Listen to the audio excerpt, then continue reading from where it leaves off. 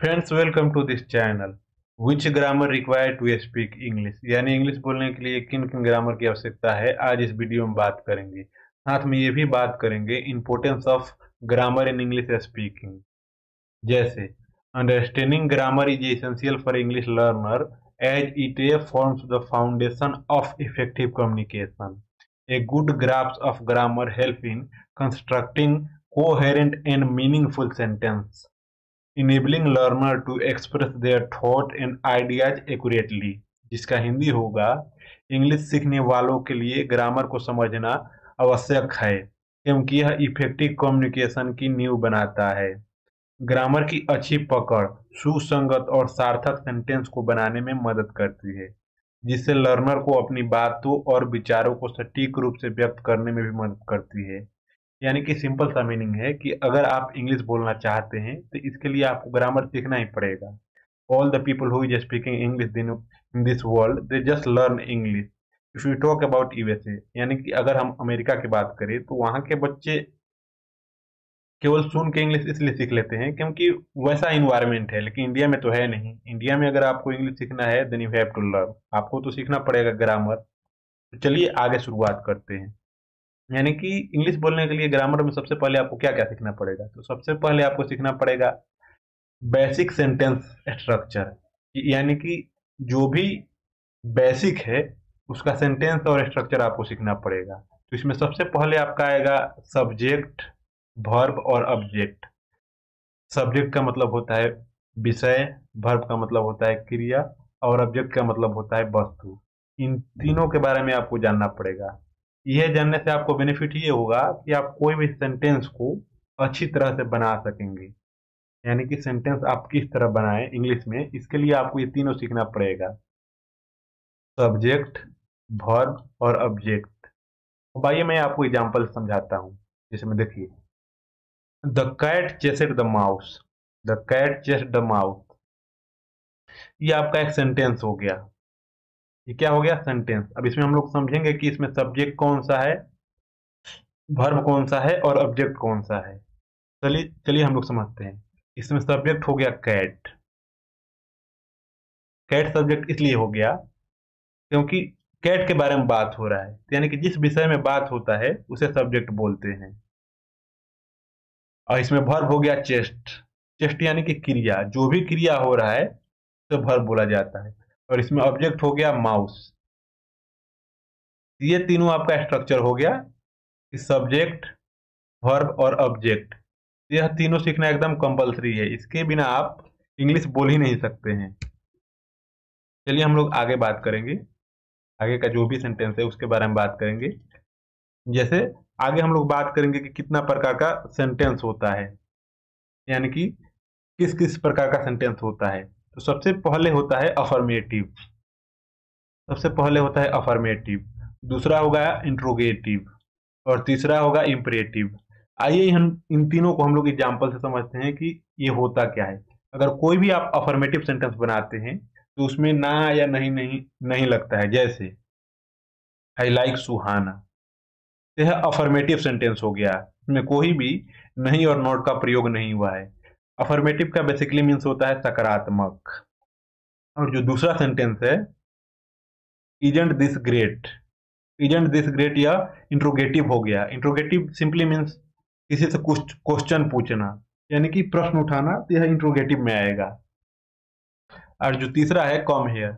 Come here means we are giving command to someone, यानी कि हम किसी को क्या ऑर्डर दे रहे हैं। इम्परेटिव का बेसिकली मतलब होता है ऑर्डर देना। और जो चौथा है हाउ स्वीट। हाउ स्वीट क्या है? It's just emotion and feeling, यह भावनात्मक है।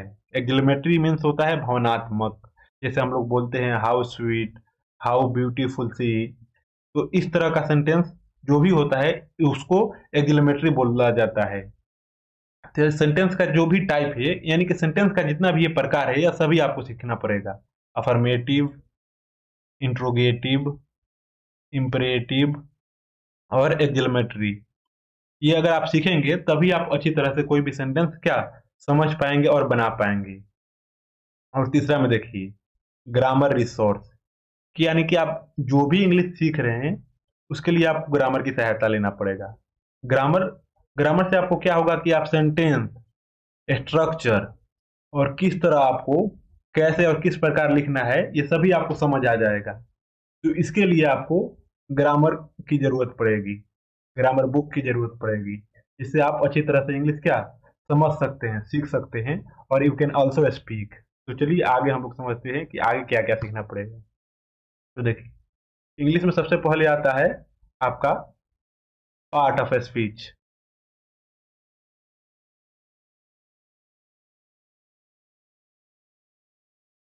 सबसे पहले आएगा part of speech. Part of speech का मतलब होता है शब्द भेद।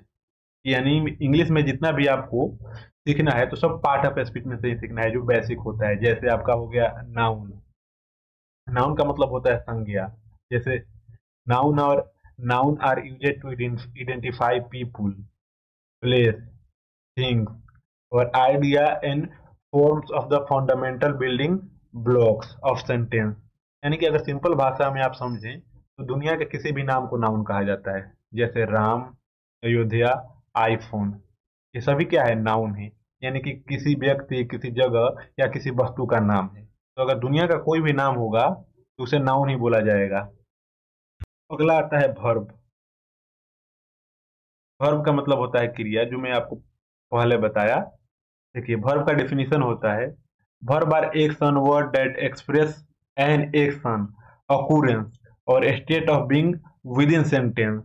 यानी कि अगर सिंपल भाषा में समझा जाए तो कोई भी क्रिया हो रहा है उसे वर्ब कहा जाता है। ज्यादा डिफिकल्ट समझने की आवश्यकता नहीं है, आप सिंपली समझ जाए कि अगर कोई भी क्रिया होता है उसे वर्ब कहा जाता है। जैसे देखिए, run, laugh, sleep and cry. Run का मतलब क्या, दौड़ना। तो अगर आप दौड़ रहे हैं तो क्रिया कर रहे हैं, तो ये आएगा वर्ब में। अगर आप हंस रहे हैं तो आप क्रिया कर रहे हैं। अगर आप सो रहे हैं तब भी कोई क्रिया कर रहे हैं तो ये भी वर्ब में आएगा। और रो रहे हैं तब भी कोई क्रिया कर रहे हैं। यानी कि कोई भी काम अगर हो रहा है तो वर्ब में आता है। They are doing something, that's why we called verb. देखिए, एडजेक्टिव का मतलब होता है विशेषता। आप सिंपल ये नाम सुन के समझ जाएंगे कि विशेषता। यानी कि देखिए, सबसे पहले हम लोग इसका डेफिनेशन पढ़ लेते हैं कि एडजेक्टिव मॉडिफाई और describe noun providing further details और क्वालिटी टू द सब्जेक्ट। अगर सिंपल मायने में समझा जाए तो अगर किसी भी चीज का विशेषता बताया जाए, यानी कि if you talk about quality of something then we called adjective. यानी कि किसी भी चीज का विशेषता बताया जाए उसे एडजेक्टिव कहा जाता है। जैसे देखिए, रेड। अगर कोई बोले कि यह कलम लाल चल रहा है तो हम लोग क्या उस कलम की विशेषता के बारे में बात करेंगे। तो रेड क्या हो गया, एडजेक्टिव हो गया। है ब्यूटीफुल, वह लड़की सुंदर है, तो उस लड़की क्या हम लोग विशेषता के बात करेंगे। तो ब्यूटीफुल भी क्या हो गया, एडजेक्टिव हो गया। ग्रेट, जैसे कोई बोला कि हाउ गोडसे वाज ग्रेट, कि गोडसे कितना महान था। तो ग्रेट का मतलब क्या हो गया कि उसका विशेषता के बारे में बात किया जा रहा है, एडजेक्टिव। तो ये सभी जो भी आप देखें, रेड, ब्यूटीफुल, ये तीनों एडजेक्टिव है। यानी कि किसी भी चीज का विशेषता बताया जाए तो एडजेक्टिव में आएगा। टेंस का मतलब होता है काल। टेंसेज यानी सिंपल टेंस तीन प्रकार का होता है। जैसे प्रेजेंट टेंस, पास्ट टेंस और फ्यूचर टेंस। बिना टेंस सीखे आप कभी भी इंग्लिश नहीं बोल सकते हैं। If you are just thinking you can speak English without tense then you are totally wrong. क्योंकि अगर आप इंग्लिश बोलना चाहते हैं तो आपको टेंस से होकर गुजरना ही पड़ेगा। There is no shortcut. किसी तरह मतलब आपको टेंस सीखना ही पड़ेगा। टेंस में आपको क्या क्या सीखना पड़ेगा, प्रेजेंट टेंस सीखना पड़ेगा, पास्ट टेंस सीखना पड़ेगा और फ्यूचर टेंस सीखना पड़ेगा। प्रेजेंट टेंस, चलिए समझते हैं कि प्रेजेंट टेंस किसको बोला जाता है। The present tense is used to describe action happening now और जनरल ट्रूथ। देखिए, प्रेजेंट टेंस का सिंपल सा मतलब हो गया कि जो भी अभी काम हो रहा है, यानी कि जो अभी प्रेजेंट में हो रहा है उसे प्रेजेंट टेंस बोला जाता है। जैसे मान लीजिए कि मैं अभी आपको बता रहा हूँ, तो ये अभी हो रहा है, तो ये किस में आएगा, प्रेजेंट टेंस में। चाहे कोई बोला कि आप काम कर रहे हैं, तो आप काम कब कर रहे हैं, अभी कर रहे हैं, तो किस में आएगा, ये प्रेजेंट टेंस में आएगा। तो यानी कि जो काम अभी हो रहा है, यानी कि प्रेजेंट में हो रहा है, तो प्रेजेंट टेंस में आएगा। जैसे ही ईट्स, वह खाता है, यह प्रेजेंट टेंस में आएगा। आई एम गुड, मैं अच्छा हूँ, ये भी प्रेजेंट टेंस में आएगा। यू हैव ए कार, ये भी प्रेजेंट टेंस में आएगा। I have been there. ये जो भी सेंटेंस है ये सभी प्रेजेंट टेंस के सेंटेंस है, यानी कि जो भी काम अभी हो रहा है, हाल में हो रहा है, तो उसे प्रेजेंट टेंस में काउंट करते हैं। अब चलिए पास्ट टेंस जानते हैं कि पास्ट टेंस क्या होता है। The past tense is used to describe action that have already happened, यानी कि जो भी चीज हो चुका है, बीत चुका है, यानी कि जो भी चीज पहले हो चुका है या बीत चुका है, तो उसे पास्ट टेंस कहा जाता है। पास्ट टेंस का मतलब भूतकाल। जैसे आइए एग्जांपल समझते हैं। ही एट, एट का मतलब वह खाया। कब खाया है? तो पहले, अभी तो नहीं खाया, पहले खाया है, तो यह पास्ट टेंस में आएगा। I was good, I was good का मतलब क्या? कि मैं अच्छा था, अभी तो नहीं है, या अभी तो मैं अच्छा नहीं हूं, पहले था। You had a car, you had car का मतलब क्या? कि आपके पास पहले कार था, अभी नहीं है। आई हैड बीन देयर, मैं वहां पहले था लेकिन अभी नहीं हूं, यानी कि जो भी चीज पहले घटित हो चुका है वो अब पास्ट टेंस में आएगा। और फ्यूचर टेंस, फ्यूचर टेंस का मतलब कि जो जो फ्यूचर में होने वाला है या फ्यूचर में आने वाला है। फ्यूचर टेंस का मतलब होता है भविष्य काल। जैसे देखिए, future tense is used to describe action that will happen at later time, यानी कि जो भी चीज बाद में होगा वो फ्यूचर टेंस में आएगा। जैसे देखिए एग्जाम्पल समझते हैं। ही विल ईट, वह खाएगा। कब खाएगा? ना ही पहले खाया है, ना ही अभी खाएगा, बाद में खाएगा। यानी कि ही विल ईट, यानी कि वो कब खाएगा? बाद में खाएगा, अभी नहीं खाया है, पहले भी नहीं खाया है, वो कब खाएगा? बाद में खाएगा। आई विल बी गो, यानी क्या? मैं जाऊंगा। आई विल बी गो, ना ही मैं पहले गया हूं, ना ही मैं अभी गया, मैं क्या फ्यूचर में जाऊंगा। You will have a car, ना ही आपके पास पहले कार था, ना ही अब है, आपके पास क्या फ्यूचर में कार होगा। You will have a car. I will have been there, मैं वहां जाऊंगा, ना ही मैं पहले गया था, ना ही मैं अभी गया हूं, यानी कब? मैं फ्यूचर में जाऊंगा। तो जो भी आप एग्जाम्पल ये देख रहे हैं ये सभी फ्यूचर टेंस का एग्जाम्पल है। तो अगर आप इंग्लिश बोलना चाहते हैं तो ग्रामर सीखना अति आवश्यक है, क्योंकि जो भी सेंटेंस बनता है उसमें ग्रामर की आवश्यकता जरूर लिया जाता है। जैसे देखिए, जैसे I am talking to you, तो ये किस टेंस से बना है? प्रेजेंट टेंस से, तो इसमें ग्रामर का सपोर्ट लिया गया है। जैसे यू आर रीडिंग, जैसे यू आर वॉचिंग यूट्यूब, आप यूट्यूब देख रहे हैं। ये जो भी सेंटेंस है ये भी ग्रामर से बना है, इसलिए ग्रामर को सीखना अति आवश्यक है। चलिए आगे हम बात करते हैं। अब बात आता है सब्जेक्ट, वर्ब और एग्रीमेंट। इन तीनों को भी सीखना अति आवश्यक है। जैसे सिंगुलर सब्जेक्ट, आप हिंदी में सुने होंगे एक वचन और बहुवचन। देखिए, subject verb agreement ensure that singular subject are paired with singular verbs. इसको एग्जांपल से हम लोग समझते हैं कि जो भी सिंगुलर सब्जेक्ट होता है, जैसे सी प्लेज द पियानो, सी क्या है? सिंगुलर सब्जेक्ट है। अब प्लेज क्या है? सिंगुलर वर्ब है। तो सिंगुलर सब्जेक्ट के साथ हमेशा सिंगुलर वर्ब ही लगेगा। आप ये नहीं कि सिंगुलर सब्जेक्ट के साथ आप प्लूरल वर्ब लगा सकते हैं। अगर आप लगाएंगे तो फिर then your sentence will be wrong. तो ये ध्यान हमेशा रखें कि अगर आपका सब्जेक्ट सिंगुलर है तो हमेशा उसके साथ वर्ब भी अगर लगाए तो वो भी सिंगुलर होना चाहिए। जैसे she play the piano, he runs, ये सभी क्या है? ही हो गया। जैसे देखिए, सिंपल सा कहने का मतलब वो ये है कि जो भी वर्ब है, जो भी आपका वर्ब है वो हमेशा सिंगुलर सब्जेक्ट के ही साथ लगेगा। चाहे आपका जो भी सब्जेक्ट है वो हमेशा सिंगुलर वर्ब के ही साथ लगेगा। तो इस बात को आप विशेष ध्यान रखें। और दूसरा है प्लूरल सब्जेक्ट। प्लूरल सब्जेक्ट का मतलब होता है, देखिए प्लूरल का मतलब होता है, सिंपल होता है बहुवचन, यानी कि दो से ज्यादा। और सिंगुलर का मतलब होता है एक।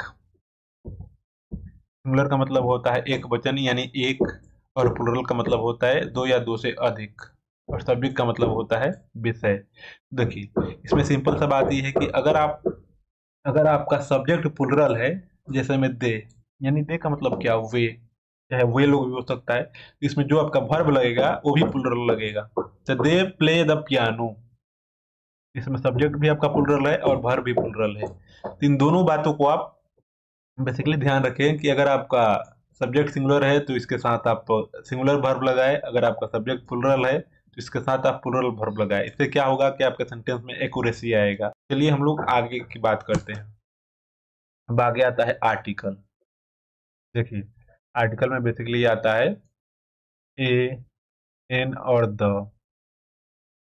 ये आपको आर्टिकल सीखने से बेनिफिट ये है कि आप जो भी आप मिस्टेक करते हैं वो आप नहीं करेंगे, क्योंकि बहुत सारे लोग क्या करते हैं कि ए की जगह पे एन लगाते हैं और एन की जगह पे ए लगाते हैं और द लगाते हैं। अब सबसे पहले हम लोग जानेंगे कि आर्टिकल कितने प्रकार का होता है। आर्टिकल दो प्रकार का होता है, डिफिनिट आर्टिकल और इनडिफिनिट आर्टिकल। डिफिनिट आर्टिकल का मतलब होता है निश्चय। डिफिनिट का सिंपली मतलब होता है निश्चय और इनडिफिनिट का मतलब होता है अनिश्चय या असीमित। तो डिफिनिट आर्टिकल में आएगा द, इनडिफिनिट में आएगा ए और एन। और इसका सिंपल सा मतलब हो गया कि जो भी चीज निश्चित हो उसके लिए द लगेगा। देखिए इसका डेफिनेशन भी है, the definite article the is used for refer to the specific और पार्टिकुलर पर्सन, यानी कि कोई भी खास व्यक्ति या खास वस्तु या खास क्या नाउन के लिए लगता है। यानी कि सिंपल सा बात है कि अगर कोई भी चीज अगर निश्चित हो तो उसके लिए डिफिनिट आर्टिकल का प्रयोग होता है। और इनडिफिनिट होता है, indefinite article are a and an are used to refer to non specific, यानी कि जो भी चीज निश्चित ना हो और जो भी चीज खास ना हो उसके लिए इनडिफिनिट ए और एन का प्रयोग होता है। अब आता है मॉडल वर्ब। मॉडल वर्ब भी आपको सीखना पड़ेगा। जैसे टेंस है उसी तरह आपको मॉडल वर्ब भी सीखना पड़ेगा। देखिए देखिए मॉडल वर्ब का बेसिकली मीन्स, जैसे आपने सुना होगा कि मे आई कम इन, मे आई गो, इस तरह का जितना भी सेंटेंस है, जैसे में देखिए may, might, can, would, should, must, ought, would, ये सभी मॉडल वर्ब के सेंटेंस है। और देखिए मॉडल वर्ब क्या है? Modal verb basically axillary verb है। एक्सिलरी वर्ब का मतलब होता है सहायक। एक्सिलरी वर्ब का बेसिकली मतलब होता है सहायक वर्ब। और देखिए अब मॉडल वर्ब से पता क्या चलता है कि इसका टोटल है कि जो भी स्पीकर है उसका एटीट्यूड क्या है संभावना के प्रति, जरूरत के प्रति। देखिए नेसेसिटी का मतलब होता है जरूरत, परमिशन का मतलब होता है आज्ञा, एबिलिटी का मतलब होता है गुणवत्ता, अब विलिंगनेस का मतलब होता है कि आप कितना एनेबल हो किसी चीज को करने में। तो जैसे में लाइकहुड यानी कि संभावना, नेसेसिटी का मतलब जरूरत, परमिशन का मतलब आज्ञा, एबिलिटी का मतलब गुण और विलिंगनेस का मतलब कि आप कितना एनेबल हो। तो ये जो भी सेंटेंस आप सुन रहे हैं इसके लिए मॉडल वर्ब का प्रयोग होता है। जैसे देखिए कि I can go to the London, कि मैं लंदन जा सकता हूँ। तो इसमें क्या कि आपकी संभावना के बारे में बात किया जा रहा है। I mean to say that we are talking about your ability. तो इस तरह का जो भी सेंटेंस है उसके लिए मॉडल वर्ब का प्रयोग होता है। जैसे में कि आई कैन रन, मैं दौड़ सकता हूँ। इसमें क्या कि आपकी एबिलिटी के बारे में बात हो रहा है, तो इसके लिए कैन का प्रयोग होता है। तो जैसे संभावना हो गया, जरूरत हो गया, परमिशन हो गया, एबिलिटी हो गया और विलिंगनेस हो गया। इस तरह का समझिए कि कोई भी अगर सेंटेंस होता है तो इसके लिए मॉडल वर्ब का प्रयोग होता है। तो मॉडल वर्ब भी सीखना आपको आवश्यक है। चलिए आगे हम लोग देखते हैं। अब बात आता है प्रीपोजिशन। देखिए preposition and there uses, preposition और उनका प्रयोग। प्रीपोजिशन भी आपको सीखना अति आवश्यक है। देखिए प्रीपोजिशन का मतलब क्या होता है? Preposition are word that express relationship between other word and within sentence. Preposition का बेसिकली मतलब ये होता है, प्रीपोजिशन ये बताता है कि जो वर्ड है, देखिए यहाँ पे क्या है कि express relation between other word with in word, यानी कि जो भी वर्ड है उसका सब्जेक्ट के साथ रिलेशन क्या है और दूसरे वर्ड का जो रिलेशन बताए उसे प्रीपोजिशन कहते हैं। जैसे समझ लीजिए कि मैं घर पे हूँ, इसमें जो एट लगा है ये प्रीपोजिशन हो गया। अगर वहीं एट नहीं लगता, डायरेक्ट आप बोलते कि आई एम होम, तो सेंटेंस आपका जो होता गलत हो जाता।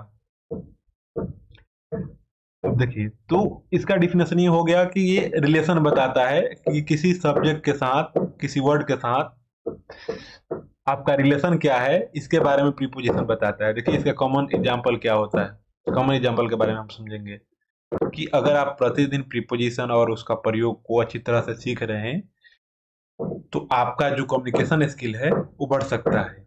अब देख, watching this video, if you want to learn English, then subscribe this channel, keep watching my video and stay blessed.